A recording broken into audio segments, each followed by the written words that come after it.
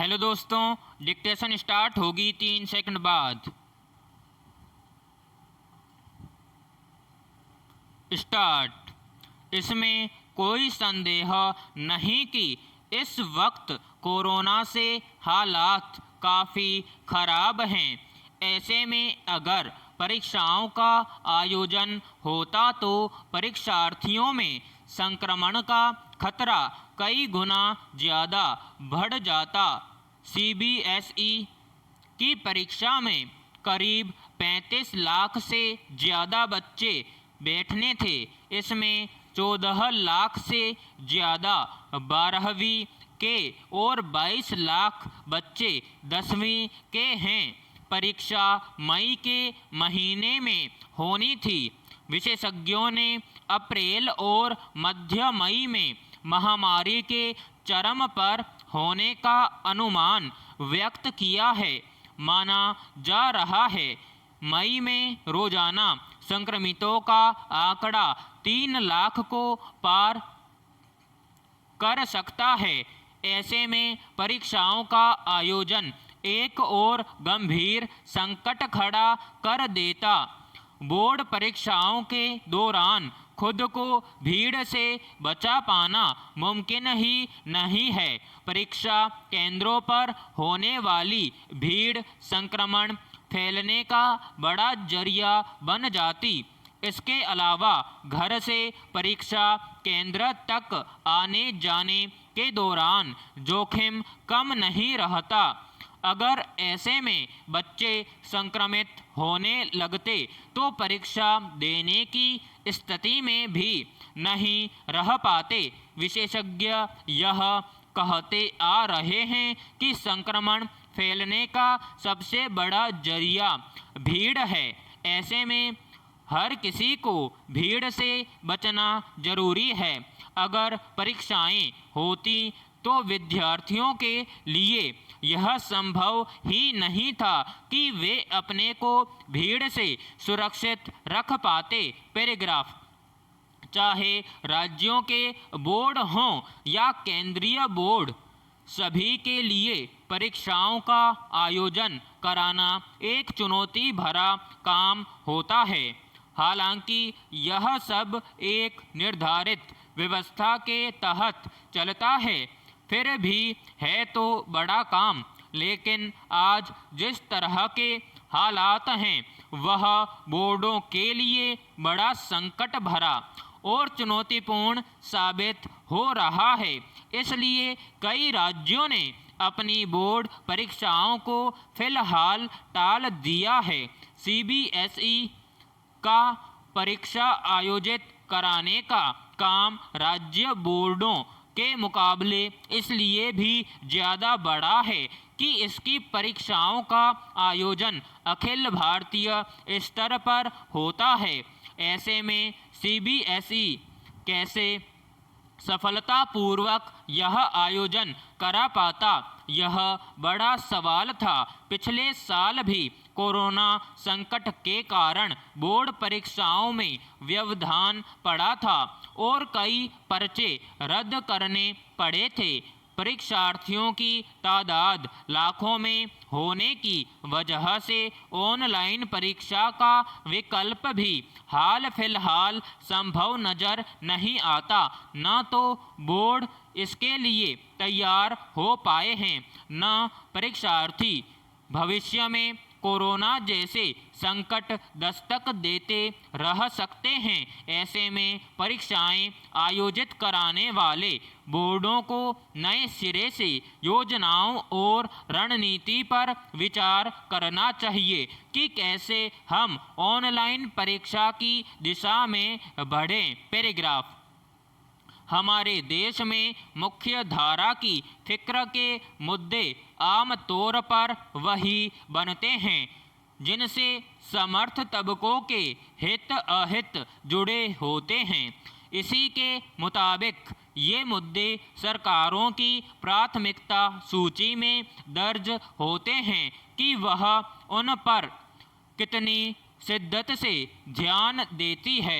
हालांकि भारतीय संविधान से लेकर सरकारी स्तर पर संचालित तमाम योजनाओं में समाज के सभी वर्गों के हित को ध्यान में रखा जाता है, मगर विडंबना यह है कि जो तबका जितना उपेक्षित और कमज़ोर होता है, उसके लिए बनाई गई योजनाएं उस तक उतनी ही देरी से पहुंचती हैं।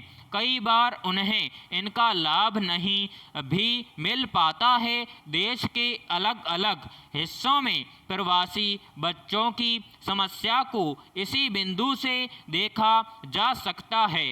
सुर्खियों में आने या फिर सरकार की अपनी प्राथमिकता की वजह से जनहित में कई काम सुनिश्चित हो पाते हैं और संबंधित वर्गों को उनका लाभ मिल जाता है, लेकिन प्रवासी बच्चों की स्थिति और वंचनाओं पर शायद ही कभी किसी का ध्यान जा पाता है। इस लिहाज से देखें तो मंगलवार को सुप्रीम कोर्ट ने इस मसले पर सभी राज्यों के लिए अहम निर्देश जारी किए। अदालत ने सभी राज्यों से कहा इसकी वे अपने शासन क्षेत्र में प्रवासी बच्चों और प्रवासी श्रमिकों के बच्चों की संख्या के साथ साथ उन्हें मिलने वाले लाभों से संबंधित समूचा ब्यौरा और आंकड़ा मुहैया कराए। पैराग्राफ। गौरतलब है कि बच्चों के अधिकारों के लिए काम करने वाले एक संगठन की ओर से दायर याचिका में मुख्य रूप से कोविड-19 महामारी के दौरान संविधान के अलग अलग अनुच्छेदों में दर्ज प्रावधानों के तहत प्रवासी बच्चों और प्रवासी परिवारों के बच्चों के मौलिक अधिकारों को लागू करने का मांग की गई है।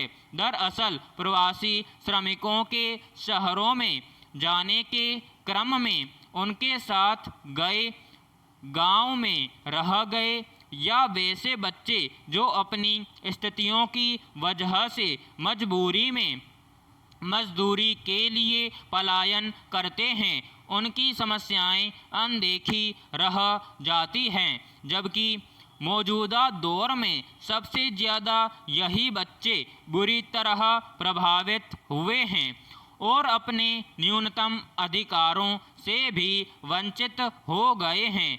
स्वास्थ्य सेवा, उचित पोषण, शिक्षा तक पहुंच से वंचित ऐसे बच्चों के रहने और जीने से लेकर सभी जीवन स्थितियां बेहद तकलीफदेह हो गई हैं। पिछले साल पूर्णबंदी के चलते शहरों से लाखों प्रवासियों का गांवों की ओर पलायन हुआ था। उनके लिए सरकारों की ओर से सीमित स्तर पर कुछ उपाय किए गए थे, लेकिन पूर्णबंदी का प्रवासी बच्चों पर जैसा प्रभाव पड़ा उस पर गौर करने की जरूरत नहीं समझी गई। पैराग्राफ। सवाल है कि इस उपेक्षा, अनदेखी या उदासीनता के लिए मुख्य रूप से किसकी जिम्मेदारी बनती है। कोई भी सरकार अपने कार्यक्षेत्र के सभी नागरिकों के लिए समान बर्ताव और भाव के साथ काम करने के सिद्धांत पर बनी होती है, लेकिन विडंबना यह है कि उसका ध्यान उन तबकों या लोगों पर ज़्यादा जाता है जो अपने हित के लिए सक्रिय होते हैं या आवाज़ उठाते हैं। लेकिन यह नहीं भूलना चाहिए कि यह सक्रियता और जागरूकता संबंधित व्यक्ति या समुदाय के सामाजिक आर्थिक सशक्तिकरण पर निर्भर होती है, जो उसे कई बार अपनी पृष्ठभूमि से मिली होती है या फिर वह कई सुविधाओं के बूते उसे अर्जित करता है, जबकि संसाधनों, सुविधाओं और अवसरों के अभाव की वजह से बहुत सारे वैसे लोग अपने अधिकारों के बारे में ठीक से जान समझ भी नहीं पाते। जिनके लिए संविधान या योजनाओं में कई तरह के प्रावधान किए गए होते हैं। यही वजह है कि वे अपने कई अधिकारों से भी वंचित रह जाते हैं। हालांकि यह सरकार की जिम्मेदारी है कि वह अलग अलग प्रभावित वर्गों की पहचान करके उनके हक उन्हें मुहैया कराने की व्यवस्था करे। विराम समाप्त।